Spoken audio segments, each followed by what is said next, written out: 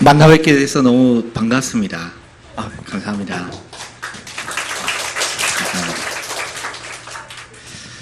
사도행전 17장 3절의 뜻을 풀어 그리스도가 해를 받고 죽은 자 가운데서 다시 살아나야 할 것을 증언하고 이르되 내가 너희에게 전하는 이 예수가 곧 그리스도라 하니 이렇게 이야기합니다.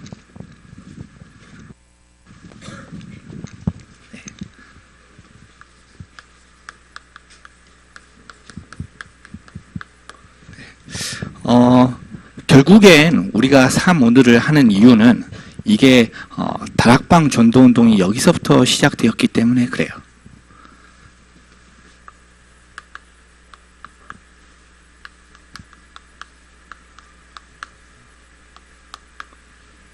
지금 다락방 전도운동을 이번 집회에서 어떻게 표현을 하셨냐면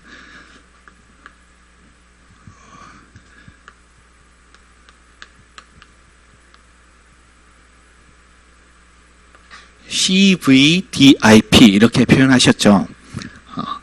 이게 결국엔 무엇을 의미하느냐면 내가 가지고 있는 언약이 내 기능과 만나서 내게 되어지면 그리고 실제로 이것을 실현시킬 수 있는 기도를 통해서 성취된다. 이 뜻입니다. 한 줄로 잘 표현했죠. 네, 그래서 오늘 이야기의 핵심 내용은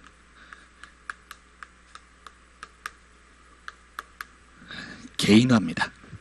아무리 좋은 말씀을 받아도 이 말씀이 내게 되어지지 않으면 응답받을 수가 없어요. 그래서 오늘 이야기하는 사모늘의 시작, 다락방 전도운동의 시작, 이 시작은 나로부터 시작되는 겁니다. 여러분들이 지금 이 시간에 이 응답받을 수 있는 주역이 되시길 주 예수 그리스도 이름으로 축원합니다. 우리가 왜 이 전도운동을 해야 되는지 이유가 있어요.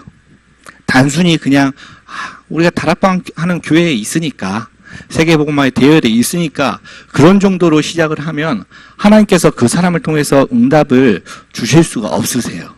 그래서 왜 우리가 이 일을 해야 되는지 이유부터 분명히 알아야 됩니다. 그 이유를 알게 되면 본격적으로 나를 통해서 다락방이 시작이 되죠. 자, 그러면 그 다락방이 누구를 통해서 성취되느냐? 비밀을 알고 있는 사람을 통해서 성취가 됩니다. 오늘 그래서 이렇게 간단하게 세 가지로 한번 이야기해 보도록 하겠습니다.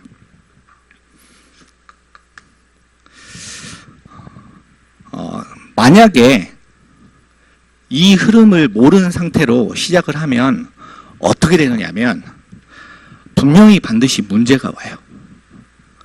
이 세상의 영적인 흐름이 문제가 올 수밖에 없는 흐름 가운데 있어요. 어떤 문제의 흐름 가운데 있냐면 모든 사람들이 이 세상 속에 있으면 함정에 빠지게 돼요. 지금 이건 뭘 의미하느냐면 영성을 의미하는 겁니다. 그리고 이건 전문성을 의미해요. 영성과 전문성. 예전부터 많이 들어왔던 이야기죠. 해마다 렘넌트 대회 때마다 목사님께서 하시는 이야기예요. 만약에 영성은 가지고 있는데 전문성이 없으면 어떻게 되느냐? 그러면 일을 하다가 일 그만두고 신학교 가야 돼요. 근데 그 상태로 신학교 가면 결국엔 목회도 안 돼요. 자, 영성이 없는데 전문성을 가지고 있으면 어떻게 되느냐? 밥은 먹고 살아요. 그런데 나중에 망해요. 그러면 어떻게 해야 됩니까? 영성과 전문성을 같이 가지고 있는 상태가 돼야 돼요. 그게 바로 하나님이 우리에게 주시는 꿈입니다. 그것을 가지고 기도 응답을 받아야 돼요. 여러분, 기도 많이 하시죠? 기도 많이 하시죠? 제가 한번 필리핀에 갔을 때 성도들한테 물어봤어요. 여러분 기도 많이 하십니까? 필리핀 사람들 기도 열심히 하거든요. 나라 98%가 천주교 성도라서 기도 다 해요. 그러니까 자신만만하게 자기 기도한다는 거예요. 그래서 제가 한 번 더 물어봤어요. 그러면 응답 다들 받으시겠네요? 그러니까 대답을 못해요. 기도는 열심히 하는데 응답이 없어요. 왜 그러냐면 함정에 빠졌기 때문에 그래요.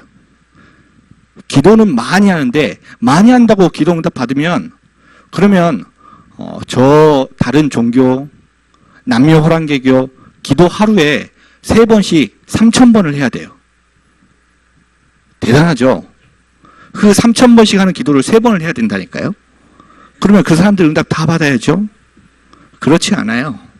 기도를 많이 한다고 응답 받는 게 아니고 올바로 기도해야 응답을 받아요. 여러분, 이 흐름 속에 있으면 안 돼요. 어떤 흐름 속에 있으면 안 됩니까? 틀에 잡혀있는 기도예요. 우리가 열심히 기도하지만 틀에 잡혀있어요. 그게 바로 종교생활이에요. 그 결과 모든 사람이 올무에 빠져 있어요. 그래서 이 땅에 살면서 고통 가운데 있어요. 결국엔 창세기 3장, 6장, 11장에 있는 문제가 종교화돼서 그 개인을 사로잡고 있는 겁니다. 그러니 많은 사람들이 고통 가운데 있어요. 어느 정도로 이 문제가 심각하냐면 이 영적인 상태가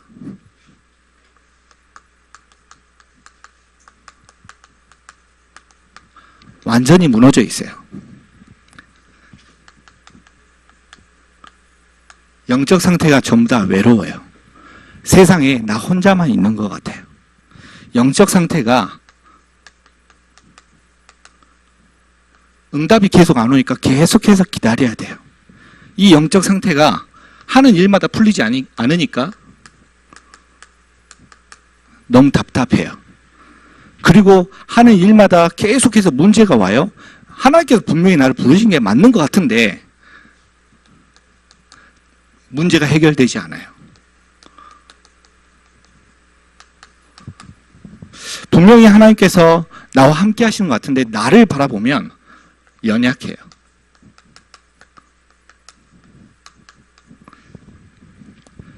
그리고 결국엔 문제와 사건 앞에서 두려워서 벌벌 떨게 되려.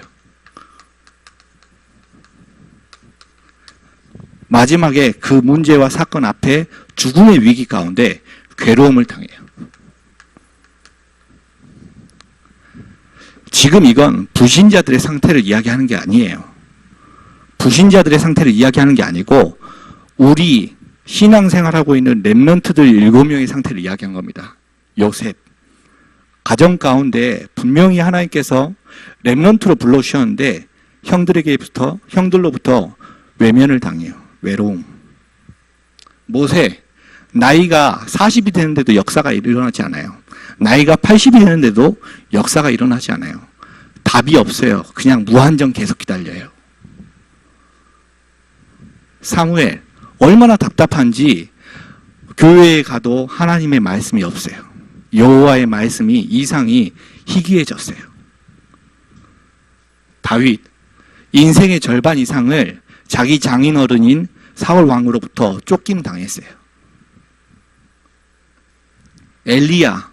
얼마나 연약한지 나는 하나님께서 주시는 그 힘이 없으면 이 땅을 살려나갈 수가 없어요. 이사야.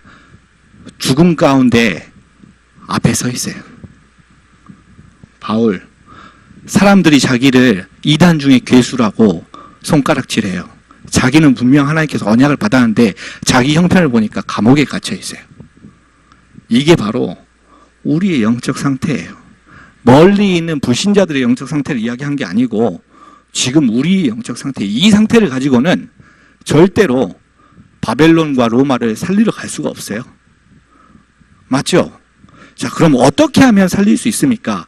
이 가운데서 하나님께서 주시는 답을 찾아내야 돼요. 요셉은 외로움도 상관없었어요. 왜요? 하나님께서 나와 함께 하시니까요. 모세는 아무 상관없어요. 복음을 붙잡고 있거든요. 피 언약을 가지고 있으면 하나님께서 그 애굽의 손에서 바로왕의 손에서 건져내시겠대요. 사무엘에게는 하나님의 메시지가 있었기 때문에 하나님의 말씀이 있었기 때문에 전혀 흔들리지 않아요. 하나님의 말씀이 너무나 확실하기 때문에 흔들릴 이유가 없어요. 다윗에게는 앞으로 시대 살릴 수 있는 성전 건축에 대한 언약이 있었기 때문에 그리고 자기는 앞으로 왕이 될 거라는 언약이 있었기 때문에 장애인 어른이 주기로 쫓아와도 문제되질 않아요. 엘리야는 그 비밀을 알기 때문에 갑절의 영감을 구하는 기도를 할 수 있었어요. 이사야는 죽음의 위기 속에 있어도 상관없어요. 내가 죽고 나면 내 바로 다음 세대에 렘넌트들이 일어날 거거든요. 바울은 아무 상관없어요. 나를 통해서 시대 모든 민족들이 살아날 거니까요. 이게 우리 렘넌트들이 말씀 속에서 그 기능과 합쳐져서 나오는 나의 꿈이 되어야 돼요. 그렇게 되어야 응답받을 수 있는 상태가 돼요. 제가 결혼을 이제 작년에 했어요. 결혼한 지 이제 2년 차예요. 결혼을 했는데 결혼하자마자 한 달 후에 저희 아내가 임신을 해서 아이가 태어났어요. 저희 가족은 이제 제 위에 누나 2명이 있어요. 그래서 저는 형제가 3명이에요. 저희 아내는 밑에 여동생이 1명 있어서 형제가 2이에요. 이제 결혼을 하면 그 자녀 계획을 하지 않습니까? 그래서 저희 아내한테 저는 항상 나는 이제 형제가 3이니까 한 3명 정도가 적당할 것 같다. 그렇게 이야기해요. 저희 아내는 자기는 형제가 2이니까 2명이 좋다는 거예요. 자기가 무슨 애 낳는 기계네요. 3명 계속 낳냐고. 그래, 애 낳는 기계가 아니고, 나는 3명이 있다 보니까 3명이 좋은 것 같다. 이야기가 안 돼요. 한 번은 제가 계속해서 기도를 하는 도중에, 옆에서 그 교회 권사님이나 집사님들이 그런 이야기를 해요. 아이를, 한 3년 이후에 둘째를 가지면 사모님이 힘들대요. 우리 전부 다 애 낳아 보셨죠? 이제 그 애 낳을 때, 이제 3년이 지나가면 몸이 애 낳을 수 있는 몸에서 다시 이전으로 돌아가기 때문에 처음 낳는 그 고통을 다시 한번 겪어야 한대요. 제가 그 이야기를 아내한테 했죠. 그래서 애를 빨리 가지자. 그 말은 빨리 가지면 시간이 조금 더 남으니까 셋째까지 나올 수 있다. 그런 의미로 이야기를 했거든요. 그랬더니 아내가 자기는 안 된대요. 나는 애 낳는 기계가 아니고 한 3년 있다가 애기 가지고 싶대요. 그 말은 나는 둘째까지만 낳겠다. 그 말이거든요. 그게 계속 이제 신랑이를 하고 있는 도중에 제가 기도를 했어요. 무슨 기도를 했느냐면, 보세요. 내가 가지고 있는 영적인 흐름이 그대로 아이에게 전달이 돼요. 우리 후대에게 그대로 전달돼요. 여기 청년들이 많잖아요. 혹시 여기 가운데서 같이 남녀 가운데 만나고 있는 사람 있는지 없는지 저는 모르겠어요. 그런데 조심히 어디서 있어요 하는 소리가 들리는 것 같은데요. 네. 전 그분이 누군지 몰라요. 그런데 잘 만나셔야 돼요. 왜냐하면 지금 옆에 있는 동안에는 하나도 안 드러나요. 몰라요. 이 영적인 흐름과 영적 상태를. 그렇죠? 그런데 같이 살기 시작하면 이게 다 드러나거든요. 그게 전부 다 아이한테 전달이 돼요. 자녀들에게. 그래서 저희 아내는 아이를 한 5월, 6월쯤에 임신을 하고 싶다 이렇게 이야기를 해요. 왜 그런데? 그러니까 출산을 그렇게 하면 한 3월달 딱 좋을 때, 봄날에 출산할 수 있대요. 그게 마음대로 되나? 하나님께서 주셔야 되지. 근데 저희 아내는 그렇게 했으면 좋겠대요. 알았어. 내가 노력 한번 해볼게. 그래 이야기하고 넘어갔는데, 근데 제가 계속해서 기도하는 도중에 그걸 발견했어요. 내 영적 상태가 전달되는구나. 한번 보세요. 제 생각이 얼마나 훌륭한지. 그래서 제가 아내한테 이야기했어요. 여보, 내가 생각을 바꿨다. 그러니까 뭘 바꿨냐요? 아이를 빨리 가지고 늦게 가지고 이게 중요한 게 아니고 내 영적 상태가 좋을 때 아이를 가져야겠다. 이렇게 이야기했어요. 그 아내가 그러네요. 맞는 말인 것 같아요. 그래서 제가 이야기했죠. 지금 내 영적 상태 너무 좋다. 그랬더니 저희 아내가 하는 말이 그렇게 이야기하는 자체가 영적 상태가 좋은 게 아니래요. 영적 상태가 중요해요. 정말이요. 내 영적 상태가 현장을 살리느냐 못 살리느냐 구별하게 돼요. 어느 정도 영적 상태가 중요하냐면 이게 내게 각인이 돼요. 영적 문제로요. 이게 치유되지 않으면 결국엔 그게 내게 문제로 그대로 전달돼요. 상처가 내게 각인돼요. 그리고 내게 염려가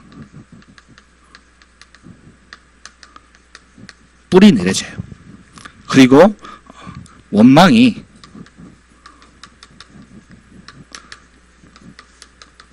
체질이 돼요. 그래서 내 영적 상태를, 나를 바꾸는 게 결국엔 다락방 전도운동의 핵심이에요. 나를 바꾸지 않으면 실컷 다 해놓고서 멸망해요. 여러분, 지금 이 시간에 나를 바꾸는 시간 됐으면 좋겠어요. 가라오케 아시죠? 노래방. 가라오케에 앵무새가 같이 있었어요. 이 앵무새가 얼마나 똑똑한지 사람 오면 저 사람은 손님이네. 언제 왔었는데 다 이야기해요. 그렇죠? 근데 그 가라오케가 장사가 잘 안 되는지 요즘같이 불경기에 망했어요. 그래서 그 앵무새를 팔았는데 가게에서 사지 않고 어떤 집에서 사간 거예요. 집에서 사갔는데 엄마가 들어왔어요. 그랬더니 앵무새가 뭐라 그러냐면 마담이 바뀌었네 이런 거예요. 그 이제 딸이 들어왔어요. 딸이 들어오니까 종업원도 바뀌었네 그래요. 아빠가 들어왔어요. 그런데 손님은 그대로네. 네. 이게 뭐냐면 각인이에요. 각인. 그 속에 각인된 게 그대로 나와요. 우리에게 잘못된 게 각인되면 나도 모르게 계속해서 나와요. 내 속에 염려가 뿌리내리면 항상 하는 게 염려가 나와요. 맞죠? 내 속에 원망이 체질되면 그 사람 만나고 싶지가 않아요. 왜냐하면 그 사람 만나면 항상 원망하는데요. 그래서 우리가 어떻게 바꿔야 되느냐면 올바로 바꿔야 돼요. 응답받을 수 있도록요. 이 이유를 알면 진짜 우리가 왜 다락방 전도운동을 해야 되는지 알 수 있어요. 자, 다락방 전도운동에 대해서 이야기하기 전에 비밀에 대해서 먼저 한번 이야기해 볼게요. 지금 이게 너무 중요한데 이 영적인 이유와 그리고 그것을 할 수 있는 비밀, 그걸 알면 이건 저절로 되어질 수밖에 없는 거예요. 맞죠? 이것보다 더 중요한 건 이 이유의 비밀이에요. 이게 더 중요해요. 자, 그 비밀을 우리는 뭐라고 이야기할 수 있느냐면 강단 이렇게 이야기합니다. 다시 한번 이야기합니다. 내 영적인 상태를 바꿀 수 있는 유일한 방법은 강단밖에 없어요. 그래서 여러분이 강단 메시지 붙잡아야 돼요. 이게 왜 이렇게 중요한지 한번 설명을 해볼게요. 내 각인 뿌리 체질은 절대 빠져나오지 않아요. 그래서 각인 뿌리 체질이에요. 안 바뀌니까.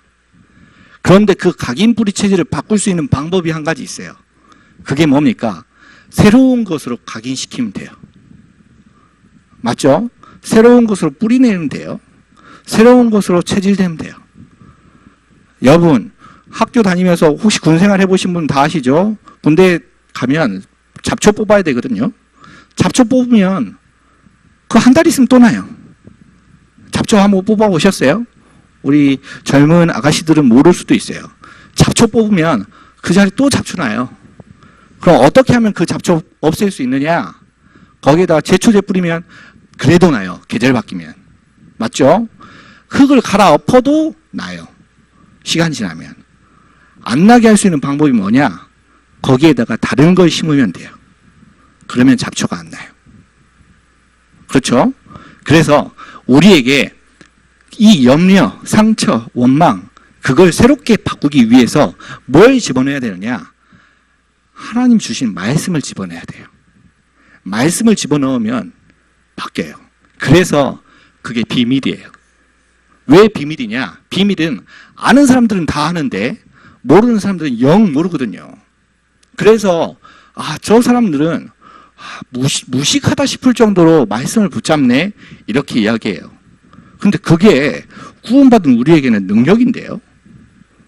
그렇죠? 고린도전서 1장 18절에 이 십자가의 도를 알고 있는 사람은 하나님의 말씀이 능력이에요.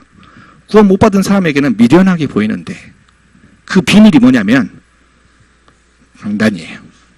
자, 그러면 이 강단이 무슨 강단이냐? 복음의 말씀이에요. 자, 이 복음의 말씀이 내게 정답이 돼요. 그래서 여러분, 다른 것 붙잡지 말고 복음 말씀을 붙잡으세요. 도대체 뭐가 복음의 말씀입니까? 하나님께서 나를 하나님의 자녀로 불러주셨어요. 어떤 하나님의 자녀로 불러주셨냐? 하나님께서 내 속에 함께 하시겠대요. 영접하는 자, 곧 그 이름을 믿는 자들에게는 하나님의 자녀가 되는 권세를 주셨으니 이렇게 이야기하셨어요. 도대체 영접을 한다는 게 뭡니까? 내 속에 하나님께서 함께 하시겠다는 거예요. 하나님께서 내 안에 함께 하시겠대요. 그 말씀을 붙잡고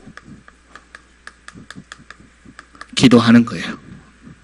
그러면 하나님께서 나에게 역사하기 시작하세요. 지금까지 살던 게 완전 달라져요. 나의 삶이 전부 다 바뀌는 거죠. 자, 이게 바로 복음의 말씀이에요. 이 안에 모든 문제가 싹 다 해결이 돼요. 그래서 그리스도께서 이 땅에 오셔야만 했고 십자가 위에 돌아가셔야만 했어요. 그래서 성삼위 하나님께서 우리를 위해서 구원을 계획하시고 그리고 그리스도를 보내셔서 성령으로 지금도 나와 함께 하시겠다는 거예요. 자, 그러면 그 복음의 말씀을 받은 구원받은 성도들이 뭘 해야 되느냐? 하나님의 말씀을 들어야 돼요. 그래서 여러분들이 지금 이 자리에 모이신 겁니다. 어떤 사람들은 그렇게 이야기해요. 아니, 집에서 편안하게 TV 켜면 메시지 다 나오는데 왜 우리가 그 힘들게 일요일마다 교회 가가지고 말씀 듣느냐? 그렇게 이야기하죠. 여러분, 지금 여기 이 수원 땅은 류광수 목사님이 살리지 못해요. 맞죠? 류광수 목사님은 여러분들 이름도 몰라요. 맞죠? 물론 류광수 목사님이 여러분들 위해서 기도합니다. 한목에 모아가지고 2만 명 동시에요. 맞죠? 하지만 여러분들을 위해서 구체적으로 기도하고 여러분들에게 하나님의 음성을 전달해주는 심부름을 어디서 하시느냐? 이 강단에서 하세요. 여러분들이 만약 이 강단을 놓치면 싹 다 놓치는 거예요. 굉장히 중요합니다. 이 말은. 만약에 여러분들이 강단을 놓치면 싹 다 놓치는 거예요. 그래서 강단 말씀 붙잡아야 돼요. 아, 강단에서 목사님이 내가 생각할 때 방향이 아닌 말씀을 하는데요. 그건 여러분들이 생각할 게 아니에요. 그건 하나님께서 결정하실 일이에요. 만약에 강단의 방향이 맞지 않다, 그럼 하나님께서 방향을 바꾸실 거예요. 맞죠? 그런데 강단에서 분명히 이야기했는데 내가 이건 아닌 것 같은데 라고 생각해서 다른 길로 간다. 그건 강단의 말씀을 어기는 게 아니고 하나님의 권위에 도전하는 거예요. 하나님하고 반대길로 가는 거예요. 그런 사람에게는 하나님께서 응답을 줄 수가 없어요. 그래서 강단이 응답받는 통로예요. 여러분, 정말 응답 받으세요. 이 부분을 놓치면 실컷 다 해놓고서 원래대로 돌아가는 겁니다. 그러면 목사님, 본부 훈련은 필요가 없네요? 아니요. 본부 훈련이 필요가 있어요. 한번 보세요. 강단 말씀은 뭐랑 똑같냐면 건물로 치면 기둥이에요. 기둥. 지금 여기 기둥이 있잖아요. 지금 여기 방 안에만 기둥이 8개 이렇게 있어요. 이 기둥이 없으면 어떻게 되느냐? 건물을 2층, 3층으로 올릴 수가 없어요. 그렇죠? 강단 말씀 기둥이에요. 그러면 전체 본부 훈련 메시지는 뭐냐? 훈련 메시지는 이 기둥 사이에 벽을 치는 거예요. 만약에 벽이 없으면 어떻게 되냐면 바람 부는 집이 돼요. 추워요. 겨울에는 여름에는 덥고요. 그 집은 쓸모없는 집이 돼요. 그래서 훈련이 필요해요. 본부 훈련이요. 자, 그러면 기둥과 벽이 지어진 상태에서 현장에 응답이 와요. 그 현장은 지붕이에요. 그 지붕은 그냥 쌓기만 하는 거예요. 저 멀리서 보면 건물도 안 보이고 그 기둥도 안 보이고 벽도 안 보여요. 그냥 지붕만 보여요. 저 멀리서 보면. 근데 알고 보면 그 지붕은 기둥이 있고 벽이 있기 때문에 세워진 거예요. 자, 한번 좀 다르게 한번 이야기해 볼게요. 강단 말씀은 우리 사람 몸으로 치면 골격이에요. 몸, 골격. 아무리 대단한 사람도 뼈가 힘이 없으면 일어설 수가 없어요. 하루 종일 누워 있어야 돼요. 혹시 허리 디스크 앓으시는 분 제 말이 무슨 말인지 금방 이해하시겠죠? 맞아요. 네, 그렇습니다. 그래서 골격, 강단이 제일 중요해요. 모든 응답은 여기서 다 와요. 자, 그런데 훈련 메시지는 뭐냐? 말 그대로 훈련이잖아요. 근육이에요. 훈련을 통해서 내 근육을, 몸을 건강하게 만드는 거예요. 아무리 뼈가 좋아도, 뼈가 용뼈라도, 용가리 뼈라도 몸에 근육이 없으면 일을 할 수가 없어요. 날마다 그냥 서서 이렇게 다녀야 돼요. 힘이 없으니까. 그래서 훈련을 통해서 내가 실제로 일할 수 있는 근육을 만드는 거예요. 그렇게 되어야 그 옆에 나오는 피부가 아름답게 보여요. 맞죠? 그 사람을 봤을 때 눈에 보이는 건 피부밖에 안 보여요. 근데 그 안에 뼈와 근육이 튼튼해야 그 사람이 일을 할 수가 있어요. 맞죠? 자, 많은 사람들이 이 강단을 통해서 본부에서 확인하지 않고 그냥 현장만 봐요. 혹은 강단 통해서 훈련에서 내가 확인되어지지 않고 훈련되어지지 않고 본부 메시지에 훈련되지 않고 바로 현장으로 가요. 자, 어떤 사람은 강단 전혀 없이 훈련만 받아놓고 현장으로 가요. 그래서 문제가 와요. 우리는 어떻게 해야 되느냐면 강단의 응답을 받은 상태에서 훈련을 받아야 돼요. 그래서 강단에서 주시는 그 말씀이 본부 훈련 가서 확인이 되어지고 아, 이게 맞다. 체험이 되어진 상태에서 현장 가야 현장에서 응답이 일어나요. 그게 제일 중요해요. 지금 그걸 비밀이라고 이야기합니다. 이게 되어지지 않으면 아무리 열심히 사역을 해도 실컷 다 했는데 무너지게 돼요.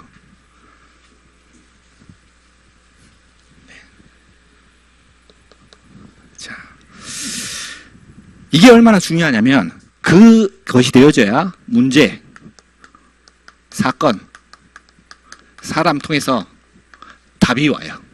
자, 그래서 문제와 사건, 그리고 사람 만날 때에 다른 거 하지 말고 강단 통해서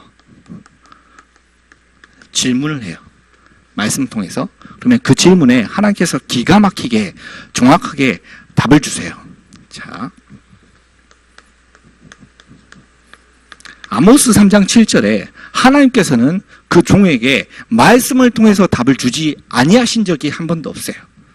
그렇기 때문에 우리가 말씀을 붙잡아야 돼요. 자, 그래서 이 강단을 내 생명과 같이 붙잡아야 돼요. 하나님께서 그 사람을 통해서 일을 하세요. 그게 되어지면 하나님께서 응답을 주기 시작해요.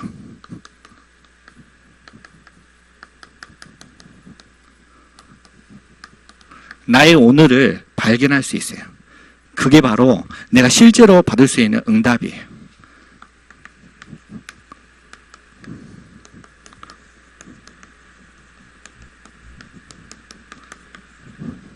여러분은 하루를 어떻게 시작하십니까?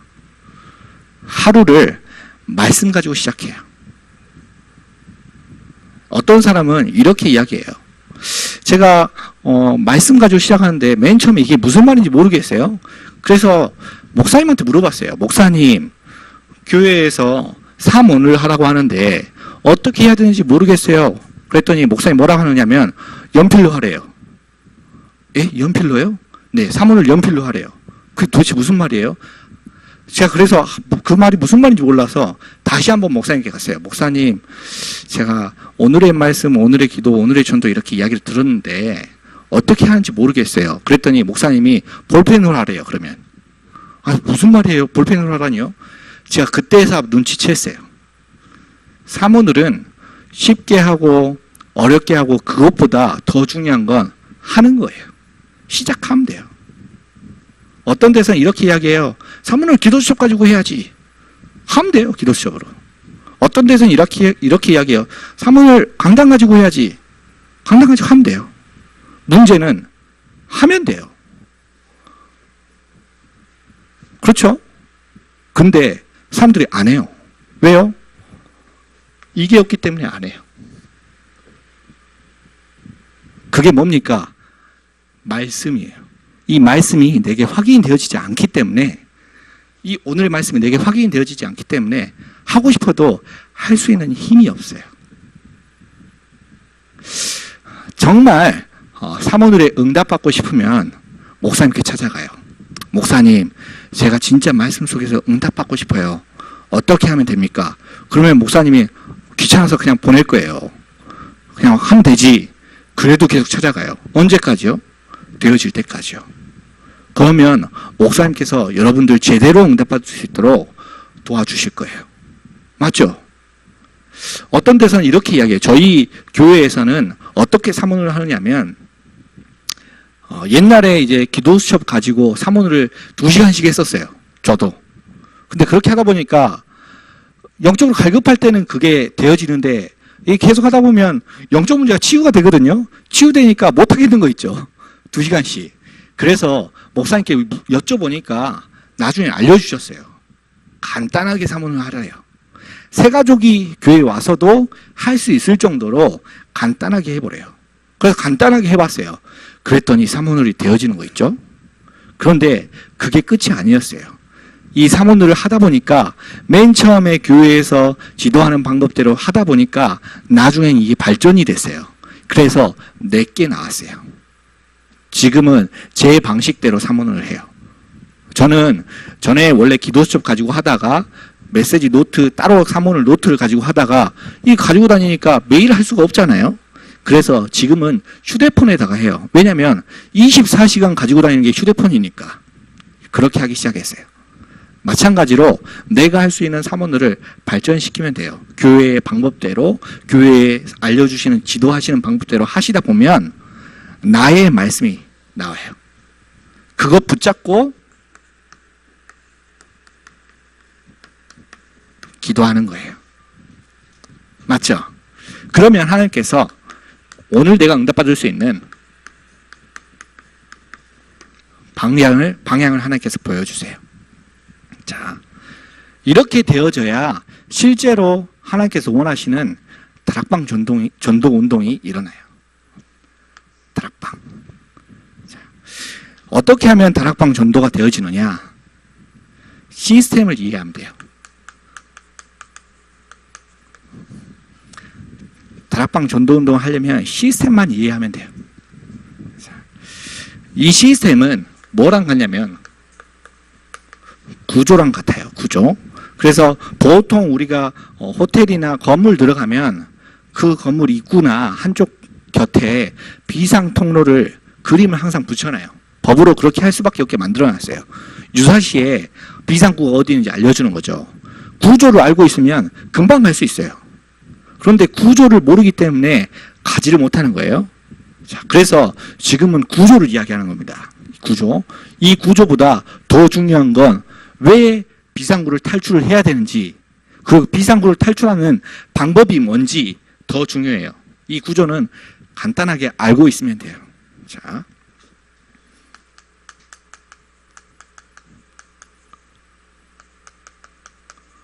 다락방 전도 운동 이렇게 이야기하면 간단하게 성경적인 전도 이렇게 이야기해요. 사도행전적 전도 이렇게도 이야기하고요. 2000년 만에 회복된 전도 이렇게 이야기하기도 해요. 그걸 가지고 다락방 전도 운동 이렇게 이야기합니다. 그 다락방 전도 운동이 어디서부터 나왔냐면 예수님으로부터 나왔어요. 그 전도 운동을 가장 잘했던 사람이 누구냐면 사도 바울이에요.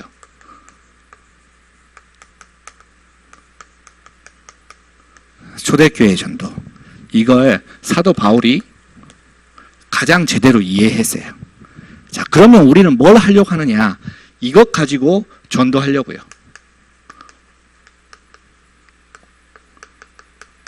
다락방 전도. 그게 바로 우리가 하는 우리의 전도 운동이에요. 자, 금방 이야기할 테니까 잠깐만 한번 들어보세요. 예수님께서 맨 처음에 제자들을 부르셨어요. 그렇죠? 제자들을 부르셔서 뭘 하셨냐면 마가복음 3장 13절부터 15절까지 제자들을 부르셨어요. 그리고 예수님께서 승천하실 때에 마지막으로 다시 한번 제자들을 부르셨어요. 마태복음 28장에 18절부터 20절에 제자들을 부르셨어요. 자, 그런데 여기에서 가장 중요한 게 이거예요. 맨 처음에 예수님께서 제자들을 부르실 때 함께하기 위해서, 맨 마지막에 제자들을 보내실 때 세상 끝날까지 너희와 항상 함께하리라. 결국엔 예수님께서는 어떻게 일꾼을 훈련시키셨냐면 임마누엘, 이 원리를 가지고 훈련을 시키셨어요. 맞죠? 그래서 강단이 제일 중요해요. 일꾼이 준비되지 않으면, 정말 하나님의 응답 속에 있는 사람이 준비되지 않으면 하나님께서는 문을 안 열어주세요. 혹시나 문이 열린다 해도 금방 문이 닫혀요. 지금 다락방을 시스템을 여러 개 연다, 그게 중요하지 않아요. 지금 지교회를 연다, 필요하지만 우리 교회에 지금 당장 필요한 시간표지만 열어도 일꾼이 준비되지 않으면 금방 문이 닫혀요. 예수님께서 3년 동안 사역하시면서 돌아가실 때에 많이 남겨놓고 가지 않았어요. 12명 제자 남겨놓고 가셨어요. 그런데 그 12명이 세계를 복음화했어요. 이 일꾼이 준비되어지는 그날 이 수원 땅이 살아납니다. 그 일에 주역이 여러분들이 되시길 바랍니다. 그러면 예수님께서 그 일꾼을 준비해놓고 뭘 하셨느냐? 현장에 보내셨어요. 현장에. 마태복음 4장 1절부터 11절에 사단이 그걸 알고 막아요. 절대 못하게 해요. 뭘 못하게 해요? 전도운동 못하게 해요. 그래서 자꾸 일꾼들에게, 제자들에게 어려움이 찾아와요. 그런데 예수님께서 그 어려움과 시험을 뭘로 이겨내셨냐? 말씀으로 이겨내셨어요. 맞죠? 그래요. 그래서 우리가 뭐가 중요하냐면 하나님께서 우리와 함께 하시는 그 언약의 말씀을 붙잡는 게 제일 중요해요. 그 제자들을 예수님께서 현장에 보내셨어요. 마태복음 9장 35절부터 38절. 현장에 보내시는데 그렇게 이야기하세요. 봐라, 저 현장을. 왜요? 그 현장이 도대체 왜요? 그 현장을 보니까 지금 휘어져 추수할 곳이 많은데 추수할 사람이 없다. 일꾼이 없다. 맞아요. 그 현장에 지금 이 수원 땅에 복음 받을 사람이 많아요. 그런데 그들에게 복음을 전해줄 수 있는 사람이 없는 거예요. 누가 그 사람이 돼야 됩니까? 저 멀리 있는 부산에서 사람이 와야 됩니까? 저는 오산에 살고 있거든요. 오산에서 제가 와야 합니까? 아니요. 하나님께서 여러분들을 수원 땅에 보내주신 이유가 있어요. 그 일을 하라고 보내주신 거예요. 하나님께서 나를 보내주신 이유는 내가 있는 이 지역을 살려내라고요. 여러분, 세계 복음화라는 것은 그냥 대단한 사람 한 명이 하는 게 아니에요. 창세 전부터 하나님께서 구원받기로 예정하신 사람이 있잖아요. 나를 통해서 복음받을 사람이 있어요. 맞죠? 저는 2018년도에 기도 제목을 뭘 붙잡았냐면 내가 살고 있는 지역에 10가정 복음 전한다. 내가 살고 있는 지역에. 왜냐면 생각해보니까 한 달에 한 명씩 해서 10가정 정도는 복음을 전할 수 있을 것 같은 거예요. 제 생각에. 그래서 그렇게 기도 제목 붙잡았어요. 하나님께서 지금 8월 달이 지나가고 있는데 절반 조금 넘게 응답을 주셨어요. 여러분, 언약 붙잡는 그대로 됩니다. 한번 공부해 보세요. 만약에 내게 붙여주신 그 사람에게 복음을 전하지 않으면 세계 복음화 절대 안 돼요. 왜요? 세계 복음화는 뭐 미국, 일본, 필리핀 다 복음 받고 우리 있는 수원 땅만 뺀다. 아니거든요. 이 수원 땅에 복음 받아야 될 사람 복음 안 받으면 세계 복음화 안 되는 거예요. 맞죠? 저 오산 땅은 오산에 살고 있는 사람한테 맡기면 돼요. 저 부산 땅은 부산에 살고 있는 사람한테 맡기면 돼요. 저 일본, 필리핀, 미국, 러시아 그 땅은 거기 살고 있는 전도자들한테 맡기면 돼요. 그런데 수원 땅은 우리가 해야 돼요. 우리가. 맞죠? 그런데 어떤 사람을 통해서 하나님께서 그 일을 하시느냐? 준비된 일꾼을 통해서 일을 하세요. 그래서 여러분들이 일꾼이 되세요. 자, 마태복음 16장 13절부터 15절에 많은 사람들이 종교의 현장에 빠져 있어요. 교회는 열심히 다니고 있는데 전부 다 종교 생활하고 있어요. 예수님을 예레미야, 세례 요한 혹은 엘리야 선지자 중에 한 명이라고 생각을 해요. 그 사람들에게 예수가 바로 그리스도다 이야기해 주는 게 전도예요. 전도. 아, 목사님, 전도는 불신자한테 예수 영접시키는 게 아닌가요? 여러분, 불신자에게 예수 영접시켜서 예수 믿게 만드는 것도 전도지만 신자지만 자기의 사명이 없는 사람, 그 사람에게 사명을 알려줘서 그 사람을 통해서 전도운동 하게 만드는 것도 전도예요. 맞죠? 그래서 지금 우리가 주위에 있는 많은 사람들에게 올바른 복음을 들을 수 있도록 알려줘야 돼요. 예수님께서 하신 전도예요. 자, 예수님께서 어떤 전도운동을 하셨느냐? 그래서 그 사람들 통해서 제자를 남겨놓으셨어요. 어떤 제자요? 마태복음 16장 16절. 주는 그리스도시요 살아계신 하나님의 아들이십니다. 이 고백을 한 제자예요. 마태복음 17장 1절부터 9절에 8절에 오직 예수만 남았더라. 그걸 확인한 제자를요. 마태복음 28장 1절부터 15절에 그걸 알고 부활하신 예수님께서 다시 제자들에게 나타나셔서 그 언약을 심어주고 가셨어요. 왜요? 제자가 일꾼이 제일 중요하니까요. 이게 안 되면 현장도 없고 제자도 없어요. 일꾼이 없으면 현장도 없고 제자도 없어요. 그래서 여러분들이 제일 먼저 일꾼이 돼야 돼요. 이걸 제일 잘 이해한 사람이 바울이었어요. 바울은 어떻게 이걸 이해했느냐? 그냥 일꾼이 아니고 이걸 주님 오시는 그날까지 지속할, 주님 오실 그날까지 지속할 일꾼, 이렇게 언약 붙잡았어요. 당장에 본인이 그렇게 응답받았어요. 사도행전 11장 25절부터 26절에 당장에 사도행전 9장에서 예수님을 알게 되고 그리고 길리기아 다소에 가서 복음의 말씀을 계속해서 묵상하고 있었어요. 그런데 그때에 바울을 돕기 위해서 바나바가 와서 바울을 불렀어요. 왜요? 바울이 일꾼이거든요. 그래서 바울에게 예수가 그리스도라 알려주고 그 그리스도를 통해서 전도자가 되게끔 만들어준 거예요. 그래서 바울과 바나바가 같이 그 자리에서 1년간 힘써서 예수가 그리스도다 하고 알려줬더니 무슨 일이 일어나느냐? 그때에 큰 무리가 더하게 되었어요. 그 언약을 붙잡고 한번 체험한 바울이 이제 본격적으로 그 일꾼을 세우는 작업을 시작해요. 사도행전 13장 1절부터 4절.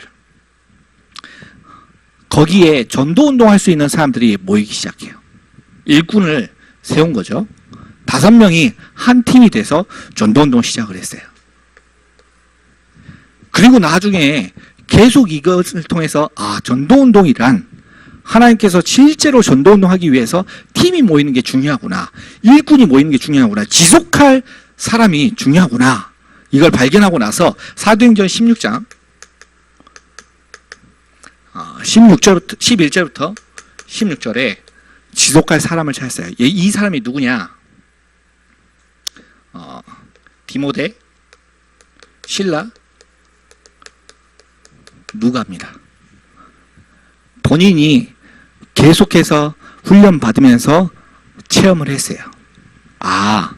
하나님께서는 세계 복음하기 위해서, 이 땅을 복음하기 위해서 제일 필요한 게 현장에 전도 운동을 일으키는 것도, 바람을 일으키면서 캠프를 하는 것도 좋지만 그거 말고 전도 운동할 수 있는 한 사람, 일꾼이 필요하구나. 그래서 바울 같은 경우는 돌에 맞아 죽는데도 불구하고 그 땅에 들어갈 수 있었어요. 맞죠? 그 성에 들어가서 죽었다 싶었는데 그 다음날 일어나서 다시 일꾼을 세우러 들어갔어요. 거기에서 찾아낸 일꾼들이에요. 자, 이 일꾼들을 어디로 데리고 들어갔느냐?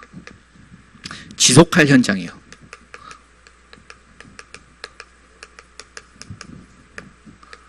이 일꾼을 데리고 빌립보 땅에 들어간 겁니다. 자, 잘 보세요. 디모데 목사님을 훈련시켜서 빌립보에 집어넣었어요. 디모데 목사님을. 데살로니가 땅에 실라 목사님을 훈련시켜서 집어넣었어요. 그래서 거기에서 교회가 세워졌어요. 고린도 땅에 디모데 목사님도 없죠. 실라 목사님도 없죠. 그래서 바로 혼자서 들어가야 되는데 혼자서 들어가면 전도운동이 일어나질 않아요. 그래서 누가를 보내서 디모데와 실라를 빨리 오게 해라. 이렇게 이야기를 했어요. 사람을 보내서. 왜요? 지속해야 되니까. 그 땅에 하나님께서 교회를 세워주셨어요.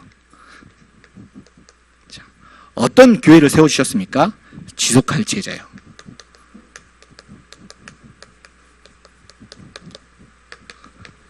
이 빌립보 땅에 디모데 목사님을 보내서 어떤 역사가 일어나느냐? 그곳에서 루디아 같은 사람이 나왔어요. 귀신 들린 여종이 나와요. 간수장 같은 사람이 나와요. 자, 루디아, 귀신 들린 여종, 간수장, 이 사람들은 현장 가면 수두룩빽빽하게 있어요. 그런데 누가 없느냐? 이 사람들을 지속할 수 있는 디모데가 없어요. 이 사람들에게 계속해서 복음을 전달해 줄 수 있는 시스템, 디모데가 없는 거예요. 맞죠? 데살로니가 지역에 갔더니 야손이 있어요. 헬라인이 있어요. 기부인이 있어요. 현장에 가면 야손 많아요. 보석금을 내고 목사님을 감옥에서 꺼내올 정도로 헌신하고 봉사하는 사람들 수두룩빽빽하게 많이 있어요. 이 수원 땅에도 그런 사람들 많이 있어요. 그런데 누가 없느냐? 실라. 이 사람이 없어요. 고린도 땅에 갔더니 브리스가 부부가 있어요. 그 땅에 갔더니 전도운동을 계속할 수 있는 아볼로 목사님이 찾아졌어요. 현장에 누가 없느냐? 이 사역을 계속 지속할 수 있는 전도팀이 없어요. 자, 그래서 하나님께서 디모데 목사님은 빌립보에, 실라 목사님은 데살로니가에, 그럼 고린도 땅이 비잖아요. 그래서 같이 불러서 전도 캠프를 하고 거기에서 아볼로 목사님을 세웠어요. 현장 가면 지교회도 있고 현장에 가면 목사님도 있어요. 전도운동 계속할 수 있는. 누가 없느냐? 지속할 수 있는 사람이 없어요. 지속할 일꾼. 그래서 여러분들이 지속할 일꾼이 돼야 돼요. 누가 지속할 일꾼이냐?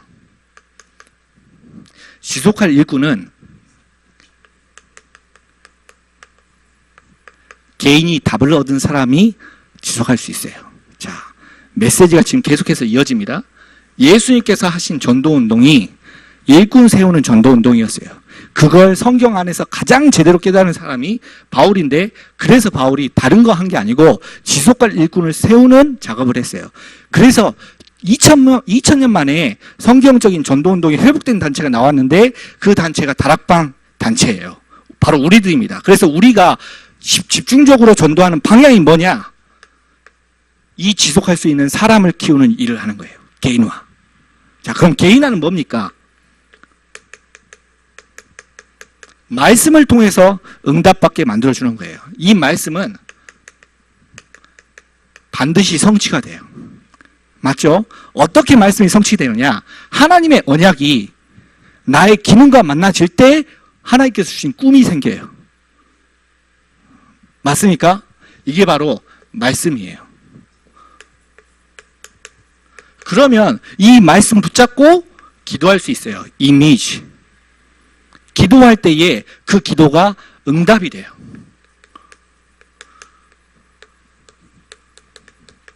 그러면 그걸 붙잡고 전도하는 거예요. 그러면 증거는 따라오게 돼요. practice. 이게 목사님께서 WRC를 통해서 해마다 계속해서 반복해서 이야기하는 메시지예요. 강단에서도 계속해서 말씀과 기도와 전도에 대해서 이야기해요.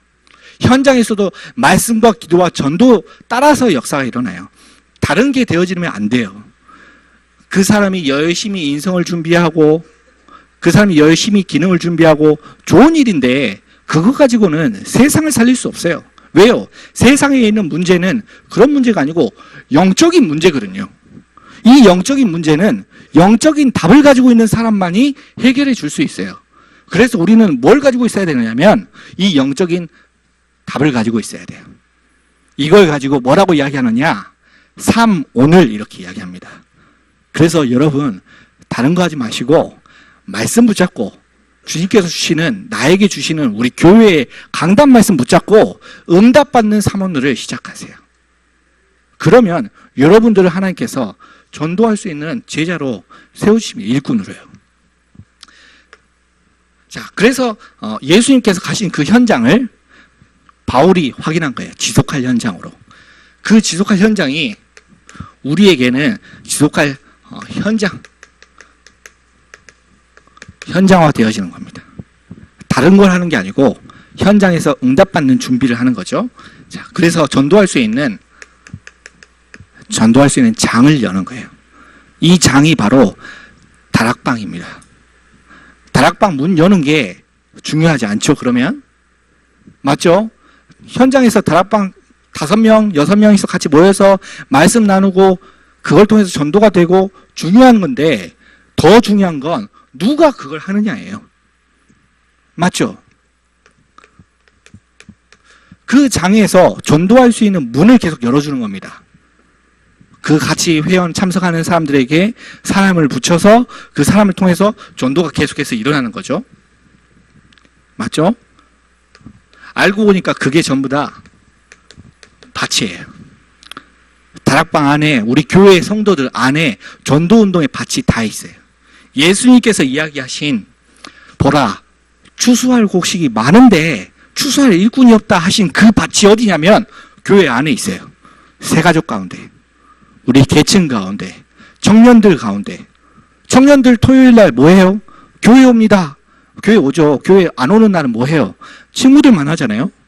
그 친구들이 전부 다 복음받을 밭이에요.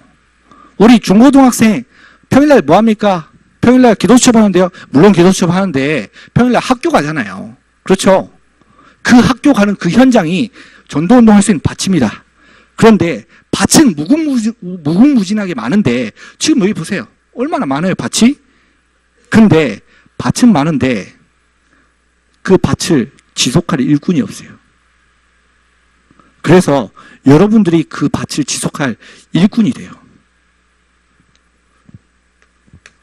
그러면 하나님께서 실제로 계속해서 응답받을 수 있도록 제자들을 보내주세요. 예수님께서 그걸 하고 나가셨어요. 그것만 남겨놓고 가셨어요. 그러니까 바울이 그것 따라서 지속할 일꾼을 찾아 세웠더니 현장도 있고 제자도 나왔어요. 그래서 우리가 우리 인생을 제자화 시켜놓고 마무리하는 겁니다. 도대체 누가 제자입니까? 그 현장에서 개인을 살려줄 수 있는 사역자예요. 그 속에서 계층을 살려줄 수 있는 사역자예요. 그 속에서 직장인, 전문인 살릴 수 있는 사역자예요. 자, 개인 사역자들이 EBS 요원입니다. 이반젤리즘 바이블 스터디. 계층 사역자들이 GBS 요원입니다. 그룹 바이블 스터디. 직장인 전문인들이 TBS 기능 사역, 테크놀로지 바이블 스터디 기능 사역자들이에요. 오늘 이 이야기는 굉장히 어려운 이야기입니다. 여러분들 이 이야기를 이해하셨다는 그 자체가 하나님께서 여러분들을 전도운동할 수 있는 다락방 전도운동의 일꾼으로 불러주셨다는 증거예요. 굉장히 이해하기 힘든 일인데 여러분 이걸 하기 위해서 내 체질을 바꿔야 돼요. 한 번은 욕심쟁이가 있었어요. 욕심쟁이가. 이 욕심쟁이가 얼마나 욕심이 많은지 죽어서까지 욕심이 많은 거예요. 다행히 예수님을 믿어서 천국에 갔는데 천국에 갔더니 베드로 사도께서 천국 문을 지키고 계시잖아요. 천국 문을 지키는데 천국 문에 막 시계가 빽빽하게 붙어 있는 거예요. 그래서 욕심쟁이가 시계가 어떤 시계는 고물 시계인데 어떤 시계는 황금으로 치장되어 있는 시계예요. 시계가 탐나요. 그래서 물어봤어요. 베드로 사도님, 이 시계는 도대체 무슨 시계입니까? 그랬더니 베드로 사도가 이 시계는 구원받은 사람들이 천국에 올 때 찾아가는 시계입니다. 이렇게 이야기했어요. 그래요? 그러면 제 시계는 어디 있어요? 도대체 이 시계가 어떤 시계는 잘 돌아가는데 어떤 시계는 잘 안 돌아가요? 그랬더니 베드로 사도께서 뭐라 그러냐면 욕심 많은 사람은 시계가 잘 돌아가는데 욕심 없는 사람은 시계가 멈춰 있어요. 시간이. 그래서 영원히 사는 거예요. 그래서 자기 시계가 너무 궁금하잖아요. 그러면 내 시계는 어디 있습니까? 그랬더니 뭐라 그랬냐면 당신 시계는 너무 빨리 돌아가서 하나님이 선풍기로 쓰고 있대요. 네. 여러분 죽어서도 내 체질이 끝까지 가요. 죽어서까지. 장난스럽게 우스갯소리로 이야기한 내용이지만 내 체질은 세계복음화 되는 그날까지 계속 지속돼요. 각인뿌리 체질이요. 이 각인뿌리 체질을 바꿀 수 있는 유일한 방법은 말씀 붙잡는 방법밖에 없어요. 그래서 비밀이라고 이야기했어요. 자, 도대체 무슨 비밀입니까? 강단 말씀 붙잡는 비밀이요. 강단 말씀 붙잡으면 하나님께서 여러분들을 일꾼으로 세워주십니다. 이 일꾼을 통해서 세계 복음화가 이루어집니다. 다른 거 하지 말고 말씀 붙잡으세요. 방법에 대해서는 저희가 계속해서 이야기 나누면서 목사님 통해서 여러분들 진짜로 일꾼 될 수 있도록 도와드립니다. 목사님께서 얼마나 여러분들을 위해서 기도하는지 여기에 방석이 있어요. 방석이 있어요. 저희 교회에는 앞에 방석이 없고 그냥 의자만 있거든요. 이거 보면서 바로 떠올렸어요. 우리 윤서만 목사님께서 우리 성도님들을 너무나 가슴에 사랑하고 어떻게 해서든 도와주려고 하시는구나. 제가 목사님 아까 만났을 때 이야기 들었어요. 목사님께서 어느 정도로 여러분들을 도와주려고 마음을 먹으셨냐면 지금까지 교회에서 해오던 시스템이 있는데 만약에 이게 여러분들을 돕고 살릴 수 있는 방법이 되겠다면 그 시스템도 바꿀 수 있다. 이렇게 이야기하셨어요. 그 정도로 목사님께서 여러분들을 사랑하세요. 그게 쉽지가 않아요. 저도 우리 전도사님처럼 목사님 아들이에요. 저희 아버지도 목사님이세요. 저기 전라남도 광주 땅에서 목회를 하고 계세요. 저도 전도사 때 우리 아버지 교회에서 목회를 배웠어요. 얼마나 힘든지요. 저희 아버지 바꾸는 게 쉽지가 않아요. 바꾸려고 했더니 제가 바뀌었어요. 절대 안 바뀌어요. 알고 보니까 바꾸려고 하는 게 틀린 거였어요. 맞죠? 그냥 내가 있는 자리에서 은혜 받고 있었더니 하나님께서 교회를 바꿔주셨어요. 그만큼 목사님께서 바꾼다는 건 쉽지가 않아요. 저도 안 바뀌어요. 저희 아내하고 날마다 싸웁니다. 애 3명 낳자. 저희 아내 2명 낳자. 날마다 싸웁니다. 그런데 바꾸는 게 중요하지 않아요. 그만큼 여러분들이 응답받는 게 중요해요. 그걸 위해서 목사님께서 이야기하신다니까요. 지금 흐름이 이 전도운동 할 수 있는, 준비할 수 있는 다락방 전도운동의 흐름이라면 우리 교회 괜찮습니다. 우리 교회 시스템도 바꿀 수 있다. 이렇게까지 이야기하셨어요. 네, 괜찮습니다. 그래서 여러분들 이 속에서 계속해서 응답받는 일꾼 되세요. 제자 되세요. 그 일을 할 수 있도록 계속해서 도와드리고 기도하겠습니다. 그래서 여러분들이 그 일에 다락방 전도운동 할 수 있는 주역이 될 수 있기를 주 예수 그리스도 이름으로 축원합니다. 기도하겠습니다. 살아계신 아버지 하나님, 정말 감사합니다. 저희가 비록 이 짧은 시간 동안 말씀을 다 나눌 수 없지만 이 말씀을 나누는 도중에 주님께서 이 수원 지역 살릴 수 있는 귀중한 일꾼들을 다른 데서 말고 우리 교회에서, 이 교회에서 세워 주시옵소서. 그래서 아버지 하나님 앞에 가는 그날까지 이 땅에서 수많은 사람들을 살려낼 수 있도록 은혜 베풀어 주시며, 지금 이 자리에 있는 모든 일꾼들과 제자들을 통해서 세계복음화에 주역되는 교회 될 수 있도록 주께서 축복하여 주시옵소서. 남은 시간도 성령으로 충만할 수 있도록 인도하여 주시옵소서. 살아계신 예수 그리스도 이름으로 기도드립니다.